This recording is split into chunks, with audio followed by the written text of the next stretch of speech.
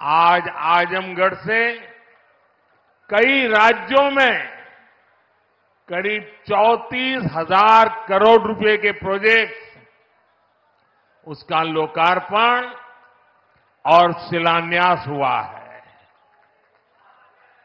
आजमगढ़ के साथ साथ श्रावस्ती, मुरादाबाद, चित्रकूट, अलीगढ़, जबलपुर, ग्वालियर, लखनऊ, पुणे, कोल्हापुर, दिल्ली और आदमपुर, इतने सारे एयरपोर्ट्स पर नए टर्मिनल भवन का उद्घाटन हुआ है।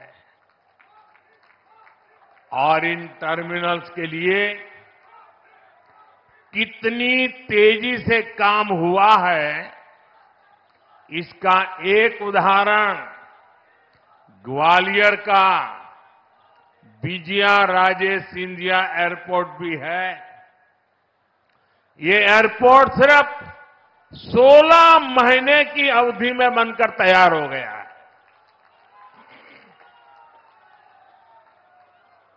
आज कडप्पा, बेलगावी और हुबली, ये 3 हवाई अड्डों पर नए टर्मिनल भवनों का शिलान्यास भी किया गया है। ये सारे प्रयास देश के सामान्य मानवी के लिए हवाई जहाज की यात्रा को और ज्यादा सहज और सुलभ बनाएंगे। लेकिन साथियों, आप देखिए, पिछले कई दिनों से मेरे समय की मर्यादा के कारण मैं एक ही स्थान पर से देश के अनेकों प्रोजेक्ट का लोकार्पण कर रहा हूं। और जब लोग सुनते हैं कि देश में एक साथ इतने एयरपोर्ट, एक साथ इतने रेलवे स्टेशन, एक साथ इतने हवाई अड्डे, एक साथ इतने आईआईएम, एक साथ इतने एम्स, लोग अचरज हो जा रहे हैं। और कभी कभी पुरानी जो सोच रहती थी ना, तो इसको भी उसी चौखट में बिठाते हैं और क्या कहते हैं, अरे भाई ये तो सब चुनाव का मौसम है ना। अरे मेहरबान, चुनाव के मौसम में पहले क्या हुआ करता था? पहले की सरकारों में बैठे हुए लोग जनता की आंख में धूल झोंकने के लिए घोषणाएं कर देते थे। कभी कभी तो इनकी हिम्मत इतनी होती थी कि पार्लियामेंट में भी रेलवे की नई नई योजनाएं घोषित कर देते थे, बाद में कोई पूछने वाला नहीं। और जब मैं एनालिसिस करता तो 35 साल पहले घोषणा हुई।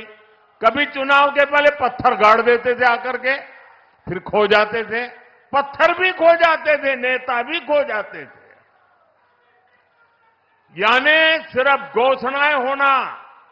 और मुझे याद है जब 2019 के वर्ष में मैं कोई भी योजना घोषित करता था या शिलान्यास करता था, तो पहला हेडलाइन यही बनता था कि देखो भाई, ये तो चुनाव है इसलिए हो रहा है। आज देश देख रहा है मोदी दूसरी मिट्टी का इंसान है।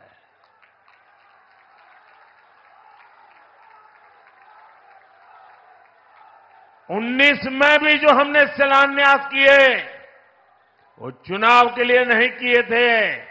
आज उसको धरातल पर उतरते हुए देख सकते हैं, उद्घाटन कर चुके हैं।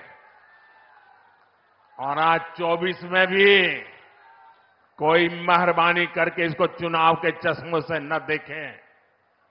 ये विकास की मेरी अनंत यात्रा का अभियान है और मैं 2047 तक देश को विकसित भारत बनाने के संकल्प के लिए तेज गति से दौड़ रहा हूं, तेज गति से देश को दौड़ा रहा हूं।